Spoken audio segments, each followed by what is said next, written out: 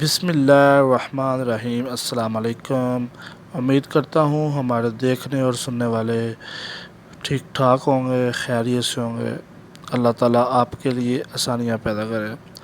آپ دیکھ رہے ہیں عبداللہ ٹی وی، اور جو نئے لوگ آئے ہیں اس چینل کو سبسکرائب کر لیں۔ ہم اس چینل پہ ایک ٹاپک لے کے آتے ہیں اور اس ٹاپک پہ ہم ڈسکس کرتے ہیں۔ میں اپنی اوپینین دیتا ہوں، اس ٹاپک کو آپ کے سامنے رکھتا ہوں اور پھر اس موضوع پہ ہم بات کرتے ہیں۔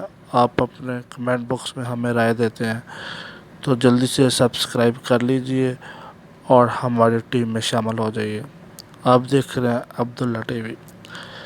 دوستو، آج کا جو میں ٹاپک لے کے آیا ہوں وہ اپنی پاکستان انٹرنیشنل ایئر لائن کے مطابق ہماری ایئر لائن پاک پی آئی اے، اس میں خامیاں ہوں گی لیکن بدنام زیادہ ہو چکی ہے۔ واقعات، حالات تو آتے آتے ہیں، اس میں کوئی ایشو نہیں ہے۔ کبھی فلائٹس کسی وجہ سے لیٹ بھی ہو جاتی ہے، یا آج سے کچھ سال پہلے پی آئی اے کی جو کارکردگی تھی وہ بہتر نہیں تھی، لیکن اب کافی بہتر ہو چکی ہے۔ کچھ لوگ پی آئی اے پہ سفر کرنے سے گریز کرتے ہیں، یہ ہو جائے گا وہ ہو جائے گا۔ حالانکہ میں آپ کو بتاتا ہوں پی آئی اے میں سفر کرنے کے فائدے کیا ہیں۔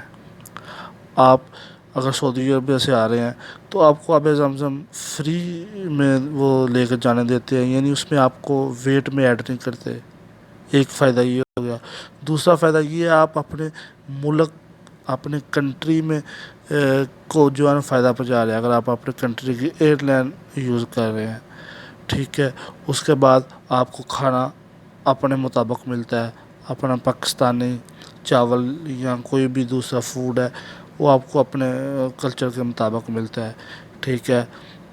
اس کے بعد ٹکٹ اس کی ریفنڈ ہو جاتی ہے، ٹھیک ہے۔